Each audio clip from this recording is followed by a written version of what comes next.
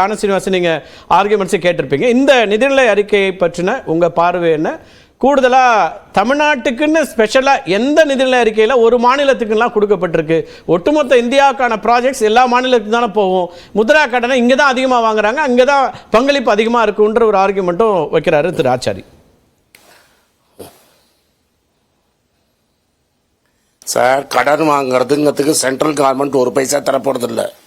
Public sector bank கடன் கொடுக்க போகுது, மக்கள் திரும்பி கட்ட போறாங்க, வட்டியோட சேர்த்து கட்ட போறாங்க. இதுக்கும் சென்ட்ரல் கவர்மெண்ட்டுக்கும் என்ன ஐடியா இருக்கு? ஒன்றும் கிடையாது. அம்மையார் வருவாங்க, ஒரு விழா எடுப்பாங்க, மாலையை போட்டுப்பாங்க, பேங்க் மேனேஜர் ரெண்டு திட்டுவாங்க, லோன்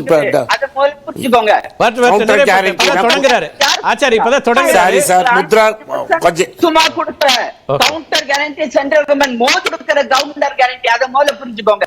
சும்மா ஸ்ரீனிவாசன், முத்ரால கேரண்டி கிடையாது. முத்ரா நான் கேரண்டீட் ஸ்கீமு. முத்ராக்கு கேரண்டி இருக்குன்னு எங்கேயாவது பட்ஜெட்ல படிச்சிருக்காங்க அப்படின்னா என்பிஏ வராது ரீட்டைல் லோன்ல. எனிவே அவர் பேசுறாரு, விடுங்க. இது தமிழ்நாட்டை பத்தி பேசலங்கிறது ரொம்ப மோசம், அதை விடுங்க. ரயில்வேல 6 மாசத்துல 1000 பேருக்கு மேல செத்து போயிருக்காங்க சேஃப்டி இல்லாம. ரயில்வே பத்தி வாயே திறக்கல. டிஃபென்ஸ் எப்போதும் நம்மள்ட்ட என்ன சொல்லுவாங்க? பணியில் இருக்கிற சோல்ஜரை பாரு, பணியில் இருக்கிற சோல்ஜரை பாருன்னு தான் நம்மளுக்கு படம் காட்டுவாங்க. இந்த பட்ஜெட்ல ராணுவத்தை பத்தி ஒரு வார்த்தை பேசல. ஏன்னா பேசினா நாங்கள் அக்னிவீர் ஸ்கீமை எடுப்போம். அடுத்த பேப்பர் இந்த எக்ஸாம்ல என்ன பண்ணுவாங்க? பக்கத்து வீட்டு பேப்பரை பார்த்து காப்பி அடிப்பாங்க. ஆனால் முழுசா காப்பி அடிக்க முடியாது, அரைக்குறையா பார்த்து காப்பி அடிப்பாங்க. அது மாதிரி தான் இந்த 5000 ரூபாய் ஸ்கீம் ராதாகிருஷ்ணன் சொன்னது. நீங்க ப்ரோபோஸ் ராகுல் காந்தி என்ன சிதம்பரம் அவர்கள் சொல்றாருன்னா அதை வரவேற்கணும்ல. அந்த திட்டம் நல்ல திட்டம் தானே அர்த்தம், நீங்களே சொல்ற திட்டம்னா. சார் நான் டிஸ்டர்பே பண்ணல. அல்ல திட்டம் கொடுங்க, காப்பி அடிக்கிறத ஒழுங்கா அடிக்கணும். நாகராஜ் சார் போய் சொல்லி கொடுங்க அம்மையாருக்கு எப்படி காப்பி அடிக்கணும்னு. நாங்க சொன்னது சட்டமாக்கணும், ஒரு நேஷனல் அப்ரெண்டிஸ் ஆக்டா மாத்துங்கன்னு சொல்றோம். அந்த ஆக்ட் ஆக்கினா யார் வேணா போய் உரிமையா 8500 ரூபாய் கேட்போம். அதான் எங்களுது. நீங்க என்ன சொல்றீங்கன்னா 5 வருஷத்துல 1 கோடி பேருக்கு தருவோங்கிறீங்க. At the discretion at the pleasure of the prime minister.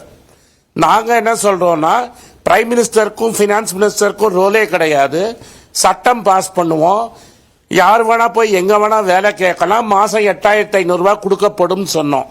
அதனால தான் சொல்றேன், ஒழுங்கா காப்பி அடிக்க தெரியாது பாவம், பக்கத்து பெஞ்சை பார்த்து காப்பி அடிக்கணும், அரைக்குறையா காப்பி அடிச்சிட்டீங்கன்னு. அதுல இப்ப வேலை வாய்ப்பு இல்லாதது பெரிய ப்ராப்ளம். நான் எப்படி சொல்றேன், சர்வீசஸ் செக்டர்ல தான் பெருசா ஜாப் கிரியேட் பண்ணதா எல்லாரும் பேசிக்கிறாங்க.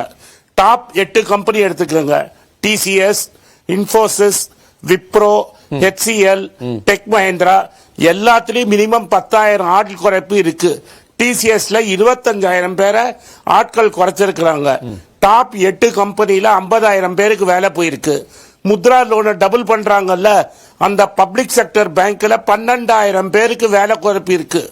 அதாவது ரிட்டையர் ஆனவங்களுக்கு ரீப்ளேஸ்மெண்ட் இல்லாம நம்பர் ஆஃப் எம்ப்ளாயிஸ் 12,000 குறைச்சிருக்கிறாங்க. ஸ்டேட் கவர்மெண்ட் முடுங்க, central government public sector undertaking, railways, government post, public sector bank, இதுல ரிட்டையர் ஆகி போனவங்களுக்கு ரீப்ளேஸ்மெண்டே கிடையாது. லோகோமோட்டிவ் டிரைவர்ஸ் என்ன சொல்றாங்கன்னா, ரயில்வேல எங்களுக்கு ஓய்வே கொடுக்காம எங்களே ஓட்ட சொல்றாங்க 24 மணி நேரமோ. எங்களால ஓட்டவே முடியல, பாத்ரூம் போறதுக்கு கூட டைம் இல்ல, அதனாலதான் ஆக்சிடென்ட் நடக்கிறதுங்கிறாங்க. அதை பத்தி ஒரு வார்த்தை பேசல இந்த பட்ஜெட்ல. ஆக மொத்தம் இதுல என்னன்னா கந்தடைப்பு. எப்படி டாக்ஸ குறைக்கலாம், எப்படி கார்பரேட்டுக்கு டாக்ஸ குறைக்கிறது. ஃபர்ஸ்ட் லோக்கல் கம்பெனிக்கு டாக்ஸ குறைச்சா பிரைவேட் இன்வெஸ்ட்மெண்ட் வரும்னாங்க. பிரைவேட் இன்வெஸ்ட்மெண்ட் வரும்னாங்க, பிரைவேட் இன்வெஸ்ட்மெண்ட் வரல, யாரும் ஃபேக்டரி திறக்கல. இப்ப வெளிநாட்டு கம்பெனிகளுக்கு டாக்ஸ் குறைக்கலாம்னு சொல்றாங்க. நேத்து என்ன ஆச்சுன்னா, இந்த எக்கனாமிக் சர்வேல அனந்த நாகேஸ்வரன் சொல்றாரு, நம்மள்ட்ட காசு இல்ல, சைனாக்காரன் முன்னாடி முண்டி எடுத்து அவன்கிட்ட எஃப்டிஐ வாங்கணும்னு. 4000 ஏக்கர் லடாக்ல பிடிங்கினவங்களை பதில் பேசுறதுக்கு இடம் இல்ல. அதே சைனாக்காரன் போய் யாத்திரம் கேட்கணும்னு எக்கனாமிக் சர்வே சொல்லுது. ஸ்மால் அண்ட் மீடியம் என்டர்பிரைஸுக்கு ஏதாவது நீங்க பண்ணுங்க அப்படின்னு கேட்டா உங்கள்ட்ட இருந்தே கேரண்டி ஃபீஸை வாங்கி நாங்க ஒரு கிரெடிட் கேரண்டி ஸ்கீம் பண்ணுவோங்கிறீங்க. அதாவது என்னன்னா அவங்கள்ட்ட இருந்தே ஃபீஸை வாங்கி அவங்களுக்கே கொடுப்பீங்க, அவங்கள்ட்டே கிள்ளி அவங்களுக்கே நெய்வேத்தியம். 45 நாள்ல பேமெண்ட் வரமாட்டேன் வரும்னு சொல்லி ஒரு சட்டத்தை பாஸ் பண்ணீங்க எம்எஸ்எம்இக்கு. அங்க சட்டம் பாஸ் ஆகல. சரி, நாங்க சொன்னா காங்கிரஸ்காரன் ஹிந்து பேப்பர்லயே வந்திருக்கு. திருப்பூர்ல 2015 எவ்வளவு எக்ஸ்போர்ட் ஆச்சோ அதுலேருந்து இன்னைக்கு 20% கம்மியா எக்ஸ்போர்ட் ஆகுதுன்னு. சிஸ்டமேட்டிக்கா நீங்க ஸ்மால் அண்ட் மீடியம் என்டர்பிரைஸை டெஸ்ட்ராய் பண்ணி கார்பரேட்டுகளுக்கும் பெரிய பணக்காரர்களுக்கும் தான் கொடுத்துருக்கீங்க. திருப்பூர்ல வந்து இன்னைக்கு அதே only symptom of the problem in the டெக்ஸ்டைல பொறுத்த வரைக்கும் லார்ஜர் இஷ்யூவும் இருக்கு. உங்களுக்கு தெரியாது இல்ல? கிடையாது. இல்ல நம்ம வந்து காம்படிட்டிவா இருக்க முடியுதா பங்களாதேஷோட, வியட்நாமோட? உங்க கவர்மெண்ட் ஓகே, அத நீங்க தான் சார் பண்ணணும்.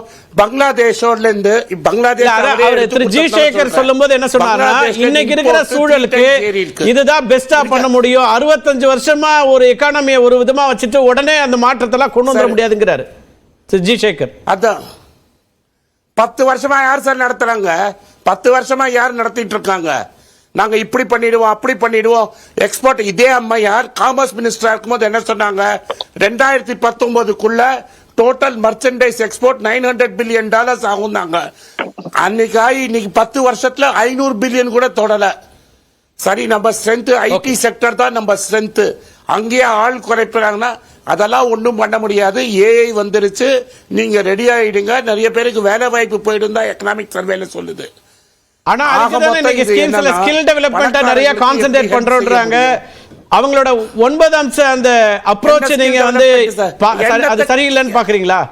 பட்ஜெட்டோட அதான் சார் அடிப்படையா பேச முடியும் சார். ஓகே, நானும் ஆமா சார், அது ஒண்ணு நடப்பையில வரலையே.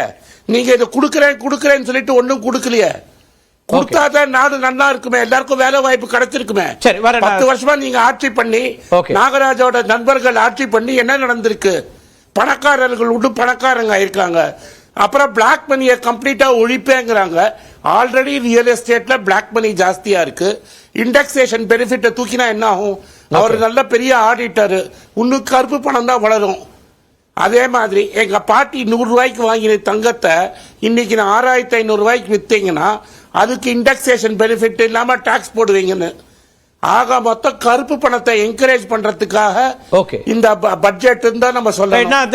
ரியல் எஸ்டேட்ல கருப்பு பணம், தங்கத்துல கருப்பு பணம் வருமா வராதா? நிச்சயமா வரும். ஓகே, இல்ல கருப்பு பணம் ஒழிப்புன்னு சொல்லி இன்னைக்கு அதை அதிகரிக்கிற மாதிரியான ஒரு திட்டங்களா இருக்கு அல்லது அதுக்கான ஒரு பிளான்ஸா இருக்குங்கிறாரு சேகர். ஆனந்த் சிறிவான் சார் சொல்லிடுறேன். இன்னைக்கு ஈவினிங் ஃபைனான்ஸ் மினிஸ்டர் கிளாரிஃபை பண்ணிட்டாங்க. ஓகே, இண்டெக்ஸேஷன் எடுத்துட்டாங்க. ஒரு உதாரணத்துக்கு டைரக்டா பிராக்டிக்கல் எக்ஸாம்பிளுக்கே வந்து ஓகே, ஒரு சவரனோட கோல்டோட விலை 2001 4000 ரூபாய், இன்னைக்கு 54,000 ரூபாய். நேத்திக்கு வித்தது 54,000 ரூபாய். விலை இறங்குது. இன்னைக்கு 2080 ரூபாய் குறைஞ்சிருக்கு. நேத்திக்கு கணக்கு வச்சுப்போம். ஓகே, நேத்திக்கு 54,000 ரூபாய்க்கு ஒருத்தர் வித்திருந்தாருன்னா இந்த இண்டெக்ஸேஷன் பெனிஃபிட்னு கொடுத்து ஒரு 3.6% டைம்ஸ் கொடுத்து 14,000 ரூபாயை கழிச்சிட்டு 54,000 ரூபாயில 14,000 ரூபாய் போக அவர் வந்து